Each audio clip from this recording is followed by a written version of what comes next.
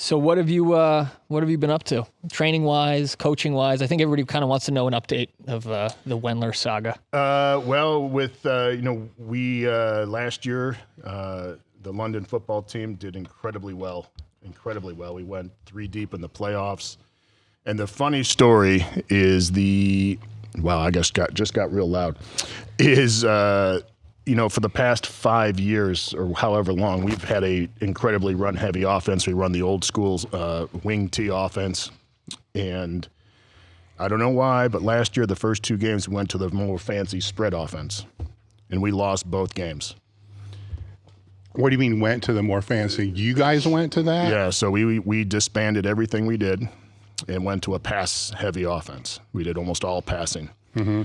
We lost to a team that won 2 games at the end of the season. Mm-hmm. Mm-hmm. That after that second game, the kids approached the coach and said, "We got to make a change. We're going back to what we did." We went 11-2. We had a stretch of games against fairly good opponents that was like, I think we scored 200 points and gave up 7 in 3 games. I mean, it was just. So it's funny because everyone thinks the spread offense, you're going to score a ton of points. We don't, and we got away from that. And then we just put we went back to the old school. So in, I think, 3 days, luckily the kids were used to that offense, but we implemented the whole offense. And we had scored a total of 1 offensive touchdown in 2 games. That first game, I think it was 40-0 at halftime. I think we scored. I do remember following the first couple games, and then being the fair weather fan. I'm like, fuck it, it's over. It's a rebuilding year. They're done. And I'm like, wait a minute, this is high school. It's always rebuilding. Yeah, that's the hard. And so we ended up having the offensive player of the year. We had 2 kids win co-defensive player of the year. 3 or 4 kids were all state. And once again, we just ran the shit out of the ball. And we had a terrific group of seniors. And I give them the most credit, the best senior class we had, just for the fact that they stood up and said, we got to do something different. We're not, as a group, they all got together. Mm-hmm. And boy, that's hard to do. No, it's real hard. As a 17-year-old kid, right? And like, we're going to take charge of our team. This is our team. Obviously, it's hard to do for 50, 40, 30-year-old adults, too. To take their own success in their own hands. So, and it was How'd the coach take to that? They were fine. I think I don't know when any decision was really made to change. I don't go to any of the practices, so when the first game, I was like, "What the hell's going on?" Like, yeah, we're usually up by 30 points. We played 3 minutes, and we had a tremendous group of athletes, and we always have a fairly good line. The way that we coach and the way we train allows them to. Even though they're not the biggest or strongest, they're aggressive, and that makes all the difference in the world. And so the bottom line is we ended up doing incredibly well. We lost our last playoff game 14-13. And the next time the next game, the team we lost to ended up scoring like 50 points. So I mean, closer than that. 14, 13 we really and we lost the game, but we lost the game. We did. I don't feel like they totally won the game. I'm not. Yeah, I get it. I know it's not giving credit to the victors because they did everything 1 point better than what we did. But it's one of like we've lost 2 playoff games in 2 different years to the same team, and we lost those games. They were just more talented. They were a better team. But when you lose a game, you're like, it's. I tell the kids all the time, we're never going to win a game on talent. We can win the game on, being aggressive, hard work, all that stuff. And I said, if the better team wins, if you give everything, then it's fine. That's the way shit goes, especially in high school football. You're going to, 1 year, the team might have 3 all-state, Division I prospects who are amazing. And it's hard to counter that. And the only way to really counter that is aggressive, hard, that's really the only answer to that style of offense and defense. I always like to say we play offense like a defense. And we play defense like an offense. Like our defense, we dictate where you go. You don't get to say anything. And an offense, we're incredibly aggressive and we're just downhill. So it was an awesome time. But those first 2 games, we never lose. Like we lost. We lose 1 or 2 games, maybe a season. And so those first 2 days, or I should say after those first 2 games, that Saturday when we come back, it was like a weird feeling. Like, I don't even know what to do. Like, because we're usually like, you know, that poor son of a bitch. I put him on his back 6 times and he started crying. You should have seen it. And then now it's like, man, we lost. Like, we scored more defensive touchdowns in those first 2 games than we offensive touchdowns, which is nuts. That's the only, our defense kept us in those games. And but you, like you said, every year is a rebuilding year. You never know what you have until you're about halfway through the season. So it's been it was a great, my most proud moment as a coach, where you saw the kids coming together and, you know, making the decision to do what might not be popular, because as I don't know if people know, but it's not an incredibly sexy offense where you're just running the ball all the time. And I think some of the parents were unhappy, but would you want to win? Exactly. Or do you want to throw 80 times a game and score no points? So now, have you adjusted the training for your athletes much, or are you kind of following the same sort of thing? Or every off season and every in season, you're changing something, and you know, the same basic ideas remain. It's just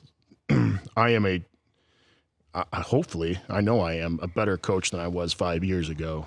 And the big thing that we changed this year was, as an example, I say, listen, we do our warm up, whatever. We do this, that, and then I'm like, listen, this is your squat workout. Go ahead and get it done. We got 25 minutes or whatever. Now every single set is on a clock. Everyone does their sets together. So the first guy goes, the second, you know, we have 3 guys in a rack. Third guy goes, 2 minutes is up or whatever. I designate next ride, put the weight on, we're going.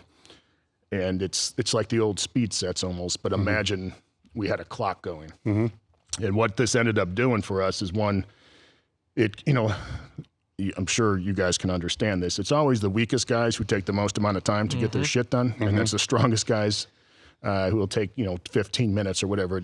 And so this condensed our training and got so much more done and so much quick, and made it a quick time, and it gave kids like an urgency to, you know, change the weights. We're all working together, and that's been the biggest thing, because we can get a squat workout done, depending on what we're doing, you know, in 10 to 15 minutes, and everyone's done, instead of having to wait for this rack to finish. holy shit! Oh, it's quick.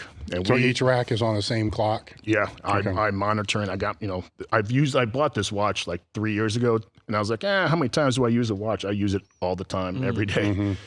But that's been, I saw a junior high school do this, and I was like, you know what? And Dave, the growing pains to get this done, it was... Well, kids fuck off. Oh my God. So once you get through that, though, they can't fuck off, because you're getting ready, or you just went. Yeah, and you know? If there's a team that kids that are lagging behind, we're going. Then that's your own fault. Get your shit together. And like I said, it's never the kid squatting 405. It's this kid squatting 65 pounds or whatever. The point being is that has been the biggest change. And obviously, you know, we've done in this. We changed some stuff in the in season too, but you know, nothing massive. But it's always evolving, because you know, the older I get, the more that I do this, the more that I realize that we are first a physical education coach and then a strength coach, because the way that the kids' preparedness is. And my wife does all the, you know, she has the 7th graders and 8th graders, and that's taking care of a lot of it. But you're never, if you neglect those first 12 years, it doesn't matter how much you do, you're never going to catch up. So we still do a ton of like stuff that you did, because you're, you know, you're older than me. I want to make sure everyone knows that. I had to drop Let them know. But you know, gym class was like fucking hard sometimes. And we have to play catch up with that. So we do a lot of just basic gym, you know, calisthenics and stuff as a warm up. It doesn't take up the whole time, but these kids are lacking in a lot of skills. And I told the kid, some kid asked me about this, and I was like, listen, it's not your fault, man. But I had a choice whether to complain about it, like you hear, like kids don't play anything, or you can go do something about it instead of, you know, we're going to go ahead and do something about it. So having that pipeline with my wife, I can tell you, just both of us have gotten so much better. It is and they have to graduate into our program. My wife decides whether or not they're ready. So it's just like this, And so we get 3 kids, I think, next month, the first 3 kids, and they're all like, yeah. And as soon as they walk in the weight room, yeah. Shit. Yeah, they don't know what they just got themselves because into. some of the kids who are freshmen now, she's like, they always come back like, you don't even know what it's going to be like. You don't know what hard work is. They're trying to flex their muscles and stuff. So, the one, she's a mom. So she's very caring, and she's not a football player, and she doesn't have, which is what they need. They need someone to be patient with them because I don't have a lot of patience. Yeah. And you can't, that doesn't mean I'm mean, but I'm like, listen, man, I asked you to do this. If you don't want to do it, I don't know what, like, I'm just not going to coach you anymore because because there's 60 kids in there. Like, you can't, monopolize the time. And it also, the way that we, like with the, every minute or whatever we do our set, it's just a tremendous amount of discipline. And everything is, like, you cannot break character from the discipline. I think that really helps us too. Not just, obviously, in the weight room, but on the football field.